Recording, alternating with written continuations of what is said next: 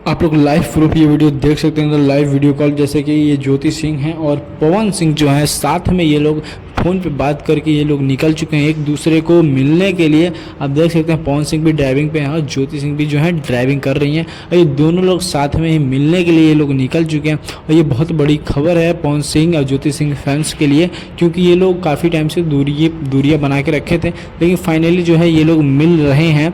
और गाइस मैं बता दूं कि मिलने के बाद जो ज्योति सिंह और पवन सिंह कहीं जाएंगे, घूमेंगे फिरेंगे, क्योंकि राजनीति और ये एक्टिंग से ये लोग बोर हो चुके हैं। इसीलिए ये लोग फाइनली डिसाइड किए हैं कि घूमना है, इन लोगों को मौज मस्ती चिल करना है। फाइनली जो है इतने टाइम के बाद ये लोग मिल रहे हैं। बाकी देखते हैं अब मिलने के बाद इन लोगों की जैसे ही वीडियो आएगी आप लोगों के पास वो वीडियो पहुँचेगी। बाकी आप लोग हमारे चैनल पर हैं न्यू तो चैनल को सब्सक्राइब कर लीजिए, और इस खुशी में तो भैया एकदम बनता है सब्सक्राइब कर लीजिए और लाइक कर लीजिए, बेल आइकन को दबा पे ऑल पे जरूर कर लीजिएगा।